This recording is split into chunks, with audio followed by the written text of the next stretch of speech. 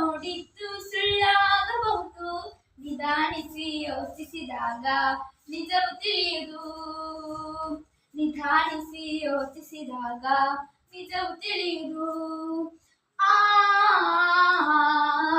ದೂರದಲ್ಲೊಂದು ಕಾಡಿತ್ತು, ಕಾಡಲ್ಲಿ ಒಂದು ಮನೆಯಿತ್ತು.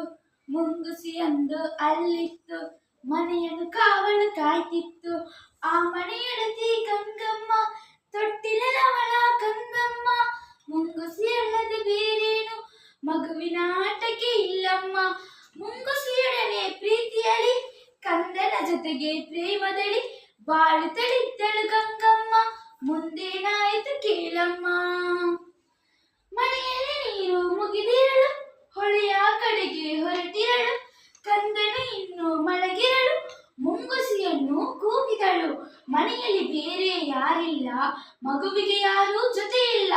ತೊಟ್ಟಿಲ ಬಳಿಯೇ ಕಾವಲಿರು, ಹೊರಗಡೆಯಲ್ಲೂ ಹೋಗದಿರು.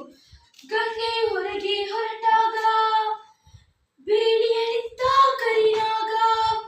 ಸರಸರ ಹರಿಯಿತು ರಭಸದಲ್ಲಿ, ಮನೆಯನ್ನು ಸೇರಿತು ನಿಮಿಷದಲ್ಲಿ. ಮುಂಗುಸಿ ನೋಡಿತು ಹಾವನ್ನು, ತೊಟ್ಟಿಲ ಬಳಿಗೆ ಬರುವುದನ್ನು. ಮೇಲೆ ಬಿದ್ದಿತು ವೇಗದಲ್ಲಿ, ಕಾಳಗ ನಡೆಯಿತು ರೋಷದಲ್ಲಿ. ಸೋತಿತ್ತು ಹಾವು ಜಗಳದಲ್ಲಿ, ಮುಂಗುಸಿ ಗೆಲುವಿನ ಹರುಷದಲ್ಲಿ.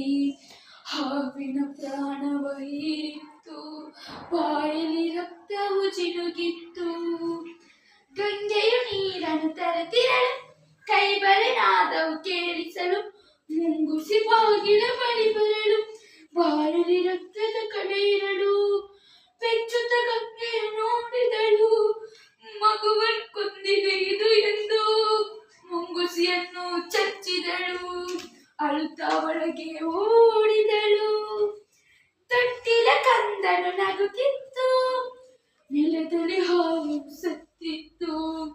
ದುಡುಕಿನ ಬುದ್ಧಿಗೆ ಬಲಿಯಾಗಿ ಮುಂಗುಸಿ ಕಥೆಯೂ ಮುಗಿದಿತ್ತು.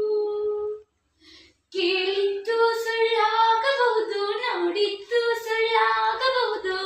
ನಿಧಾನಿಸಿ ಯೋಚಿಸಿದಾಗ ನಿಜವು ತಿಳಿಯುವುದು. ನಿಧಾನಿಸಿ ಯೋಚಿಸಿದಾಗ ನಿಜವು ತಿಳಿಯುವುದು. ಆ